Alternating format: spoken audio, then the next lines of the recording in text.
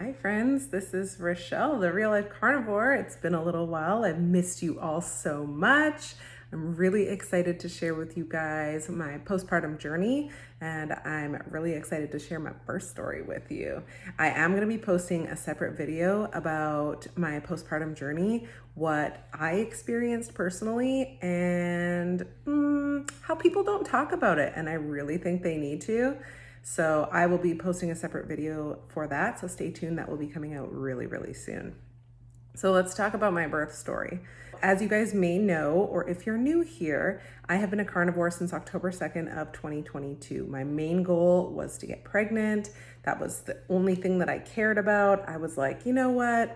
This is my last resort. I don't want to do in vitro. I'm not interested in invasive treatments if I don't have to. I just couldn't commit to something like that. And where I come from, it's about $40,000 just to try once. And I don't have $40,000 kicking around. Wouldn't that be nice? Anyway, my husband and I decided that we were going to give it a try, and we did conceive, and then I miscarried. So we conceived in December 2022, and then in January 2023, I miscarried. I didn't know I was pregnant. I didn't know I was miscarrying until it happened. A lot of people ask me, were you really sad? Like, aren't you devastated by that? And it's like, yeah, I am super sad about it, but I'm also really excited because previously my husband and I were told that we would not be able to conceive naturally. So the fact that we were able to conceive naturally, I was like, oh my gosh, this is amazing. So we miscarried. It was a difficult time, but we got through it. And we knew that our bodies had healed enough that we were able to conceive naturally, which was just so encouraging. We waited a little while in between before actively trying again because we wanted to make sure that my body fully recovered. And we were able to conceive again in April of 2023. We delivered our healthy baby boy December 21st, 2023 at 1:50 p.m. And I'm gonna roll right into my birth story. Everything began on Wednesday. We normally have a Bible study group that we attend on Wednesday evenings. However, it had canceled because the gentleman who leads it was working night shift.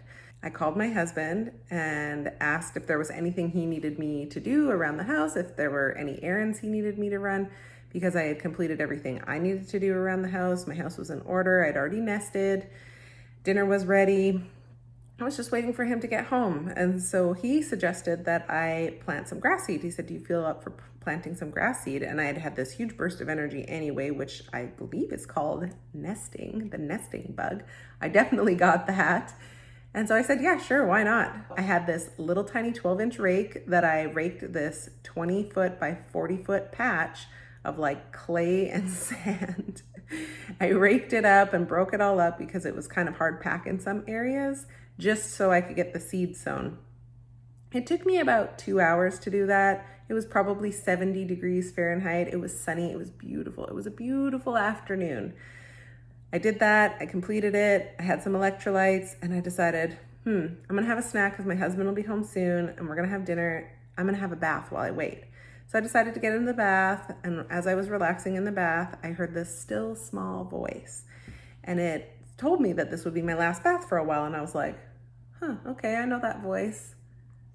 I just take it as it is. Left it alone. My husband came home while I was finishing my bath, and he asked me how my day was, and we talked for a little bit, and I said it was great, blah, blah, blah. We had dinner, and while we were having dinner, I was having Braxton Hicks. Now backtrack for just one moment, because on the Tuesday night before, the 19th, I had seen my midwife, and while I was there, I was having Braxton Hicks. It was not new for me to have Braxton Hicks contractions. However, they were a little more frequent than they had been in the last few weeks.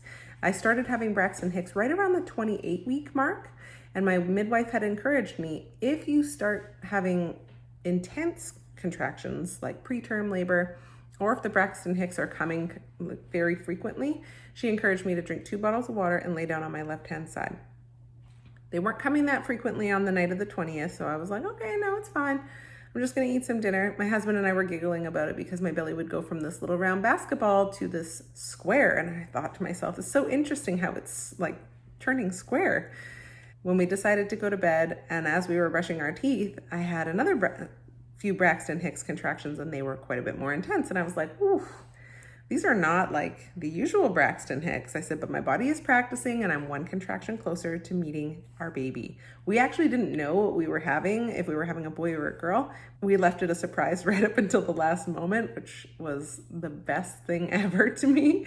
We, again, were giggling as I was having these Braxton Hicks contractions, brushing our teeth. We climbed into bed to do our usual evening Bible study, and I could not focus. My attention was not able to focus in that moment. And I thought to myself, this is really interesting because these don't feel like Braxton Hicks anymore. They were becoming a little more intense. They were lasting a little bit longer. And then I thought to myself, have I drank enough water? So I drank some more water, laid back down on my left side, and I asked my husband to grab my phone because I felt like I needed to time the contractions. They were about 11 minutes apart, then they were 7 minutes, then they were 5 minutes, and then they were 2 minutes apart. And they were lasting anywhere from 1 to 2 minutes. And I thought to myself, wow, like this I guess is what labor is like. We started timing the contractions. The general rule of thumb that I have been encouraged to follow is contractions are 5 minutes apart, lasting longer than a minute and happening for more than an hour. So this had been going on for about 90 minutes and we figured it was time to call the midwife and the doula. We spoke with the midwife, told her what was happening, how the contractions had been happening for over 90 minutes, and she said, okay, I'm gonna come and see you. So she started making her way to us. My doula came by and she started helping me work through the contractions, to breathe through them, to stretch through them, just offering me different movements and positions to help me be really comfortable. My husband was amazing. He was so excited. He said, can I set up the birthing tub? I said, go ahead. So he set up the birthing tub because we had planned to do a home birth. As he got it set up, my doula was there supporting me and encouraging me. And you guys, if you don't have a doula, I would encourage you to seek a doula. They are so awesome. And sometimes they get there before the midwife does, and they're able to help you through things and walk with you through things and encourage you through things. Maybe they get there before your husband does. I mean, hopefully not, but hopefully your husband is able to be there with you. But it was just an incredible experience. This went on for quite some time. The midwife arrived and she offered to check me. And I said, yes, sure, of course. I would like to know, am I actually in labor or is this all just serious Braxton Hicks? So she checked me. I was 3 centimeters dilated. She let me know that my cervix was thinning and that it was a little bit unusual because I'm a first-time mom for my cervix to be thinning so quickly. And I thought, well, whatever. It is what it is, and the baby gets here when the baby gets here. She told me to get some rest, which was like the hardest thing I have ever had to do, is just go to bed. I was so excited that we could be delivering our baby that night that I just could not settle down. I realized I was starving hungry, so I had a snack and I had some of my favorite homemade chicken tenders. And then I decided, I should probably have some water and some electrolytes. So my husband made me some electrolytes. Now, my favorite brand of electrolytes by far is the Element electrolytes. The raw unflavored, this teal box, my absolute favorite. There are no artificial flavors, there's no sweeteners, no junk in these. I love these. I drink them in a sparkling water. I drink them in regular water. I use half a pack or a whole pack, depending on what my day has looked like. I love these. My husband also enjoys them. And these I relied on during my birth, during my pregnancy, anytime I'm active. These are my go-to, you guys. You can get your own sample box by clicking the link below in the description box. My husband mixed me up some electrolytes after he set up my birthing tub. I encouraged him to go to bed. I said, it's okay, I will be fine. And then I followed the midwife's advice. I laid down and did my best to sleep in between the contractions. The reason why they encourage you to do that is because you don't know when you're gonna deliver, and you don't know how long your labor is going to be, and you don't know when you're going to get to rest next or eat next, which is why I ate and had a drink of water with electrolytes and then put myself to sleep. I climbed into bed and the contractions were still 2 to 5 minutes apart, and I just slept in between those contractions as best as I could. Now, if you've ever delivered a baby, you may or may not have experienced this yourself, where when you're laying in bed and you go to sleep, it might only be 2 minutes in between those contractions, but that 2 minutes feels like an hour. It's wild. It was quite an experience. Well, all of a sudden, there was a large gap in between my contractions. Things slowed down for about 45 minutes, and I knew that because I was still timing my contractions. I checked the contraction timer and it said 45 minutes had passed. I heard my midwife outside of my room, and she came in and she asked me if I wanted her to recheck me and how I was feeling. And I said, well, I haven't had a contraction in about 45 minutes, so yeah, we might as well check and see if things have closed up.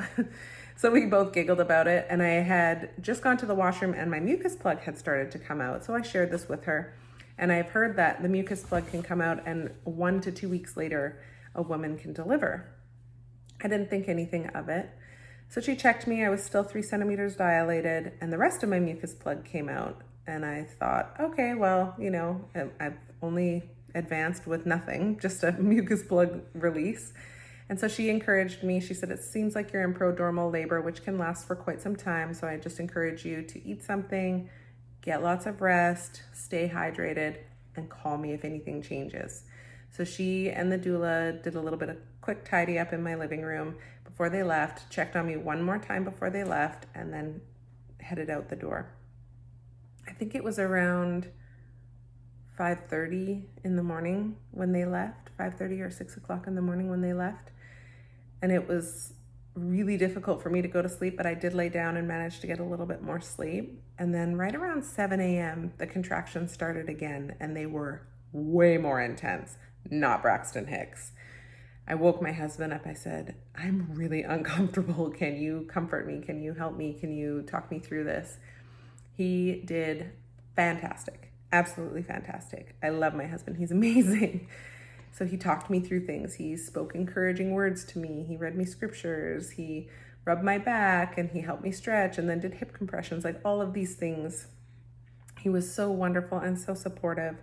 And then around 10 a.m., I just could not talk through the contractions anymore. I was not able to move around anymore. I was like, okay, this is getting really intense. He asked me if I wanted him to call the midwife, and I was like, he says, I'm going to call the midwife. So he called her. She asked some questions. Is she able to talk through them? He was like, nope. And she said, how far apart are they? And they were about 5.5 minutes apart, but they were lasting for almost 2 minutes at a time.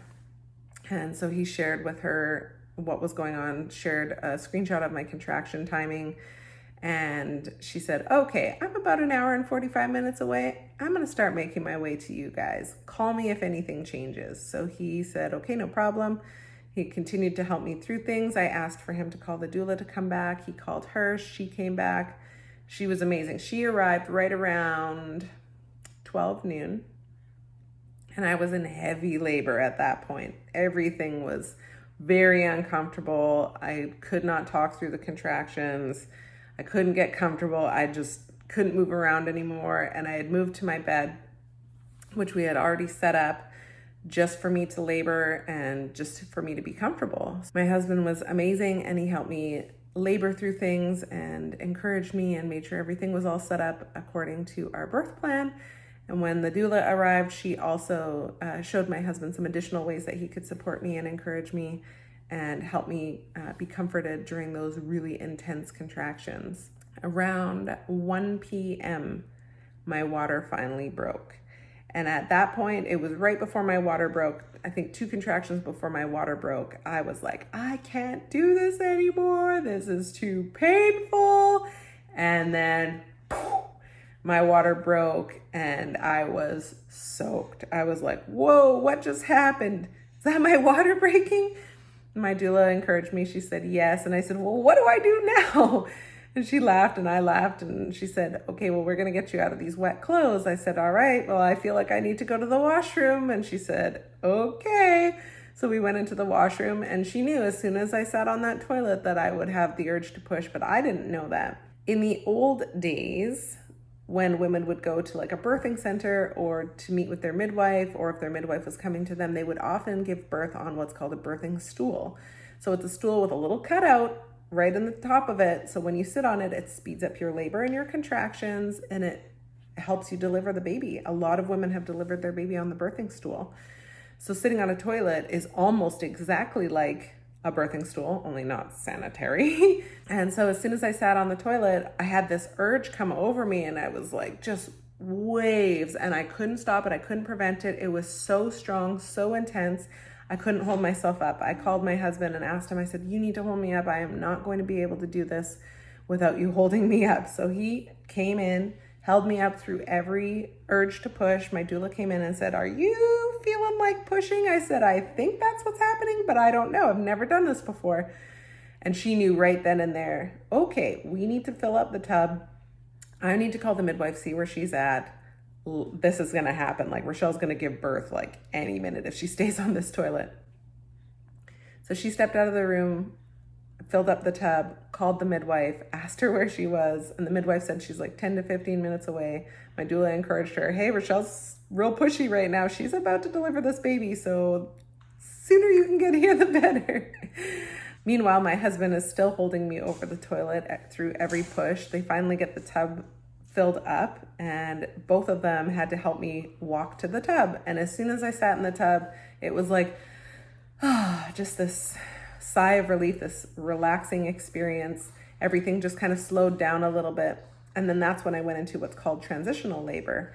And so transitional labor, you're coherent, but you're not really coherent. It's like you're kind of like in a daze, but you're fully present. I don't really know how to explain it other than that. It was really a really intense, beautiful place to be. My husband sat on a pillow right in front of my face to face with me, holding my hands. My doula was on my left, and my midwife arrived, and she asked me if I wanted her to check me. And at that moment I had to push, and she was like, "Okay, I'm pretty sure we're fully dilated." I don't remember if she checked me or not, but I'm pretty sure I was ready to deliver because it did not take very long. She arrived at 20 after 1, and I delivered at 1:50. So I only pushed for maybe 25, 30 minutes. It was very intense. I was in a kneeling squat position. So I was on my knees in the birth tub in a squat position, and I was really struggling to get the baby out. And my midwife encouraged me to switch positions. She had me go into a reverse lunge. I was like, "What do you mean a reverse lunge?" She's like, "It's gonna suck, but you're gonna have to do it." She said, "If you want to get this baby out, we're gonna have to do that." And I said, "Okay," because I was crowning at that point, but I just was not having an easy time getting him out. So I moved into this reverse lunge position and 2 pushes, and he was out. It was incredible. Now, here was the caveat for me, is my little guy crowned for about 5 minutes, which is a really long time for a baby to crown.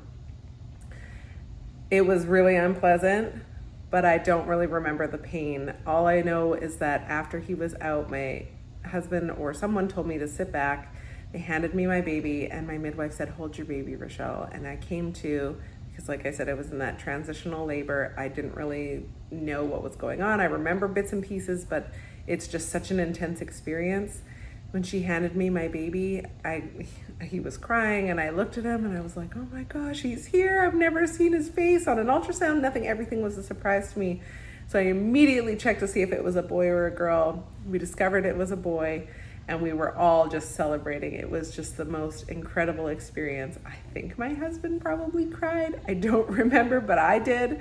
I was so excited that we had a little boy. I didn't mind if we had a boy or a girl. It didn't matter to me as long as it arrived healthy and full term. Checked out our little baby, made sure everything was good. I delivered my placenta shortly afterwards, and then I climbed into my bed, which was all set up. Now, this is genius, okay? So some people are probably like, "Ew, you gave birth in your bed." No, I did not. I gave birth in a tub. And no, I did not get into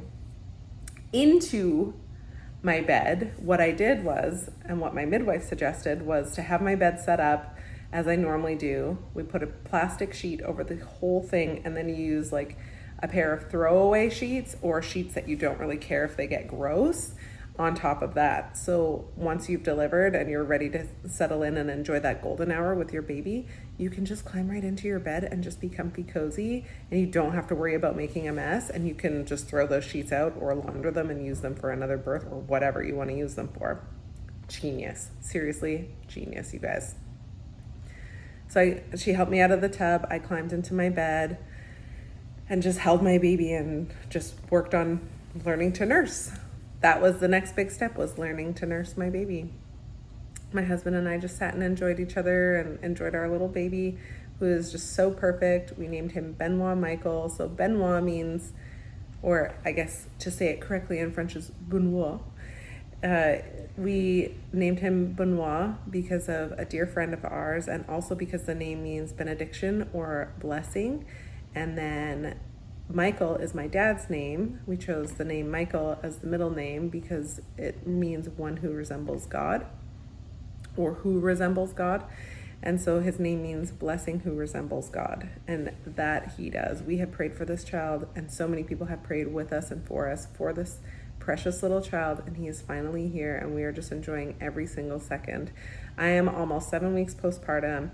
I am feeling amazing. And yeah, like I said, I'm gonna do a video on what my postpartum experience was like. The Cole's Notes version, I recovered extremely quickly, like mind-blowingly quickly. I think it was day 3. I was up walking around, just doing my thing, wanting to do things around the house. Obviously I was nursing. Obviously I was still healing and recovering. I didn't need to do anything super intense. I did not start working out until about the 3 or 4 week mark, and just body weight stuff just to get my body moving. I started with walking again, just up and down our driveway. We have a really long driveway, so I go up and down it a couple of times with my dogs, just to get some fresh air for myself and for the baby. It is business as usual at my house. Things are, quote unquote, back to the norm for me. We've had lots of wonderful friends and family come to visit us and check on us and love on us and bring us meals. And it's just been such a beautiful time. And I'm just so encouraged and really looking forward to having another one. I'm not in any hurry to do it, but whenever the Lord says it's time, it'll happen. I want to thank you for tuning into this video, and if you haven't already, I would encourage you to like and subscribe. I would love to hear your comments below. Please feel free to drop me a comment. Let me know where you're viewing from. If you want to check out my website, you can check that out in the description box below. It's www.reallifecarnivore.com. I have a blog there where you can check out all of my recipes. If you want to get in touch with me, Instagram is the best place. My handle is @reallifecarnivore. If you want any discounts on any awesome products, like my favorite Carnivore crisps, this is just the crumbs, and I use this as like topping for like dips, or like on my Carnivore quiche, just like for a little crunchy bits. These are amazing. Element electrolytes, you can get a free sample pack just by clicking the link below in the description box. If you like protein powder, my favorite beef isolate is Equip Prime beef isolate. I use their unflavored. I bake cookies for my husband with their peanut butter or with their chocolate. They make amazing collagen. I use the unflavored, but their vanilla collagen is amazing in Carnivore cheesecake if you can handle a little bit of sweetener, and if you can handle vanilla. There are so many great options out there, guys. There are no excuses to not succeed.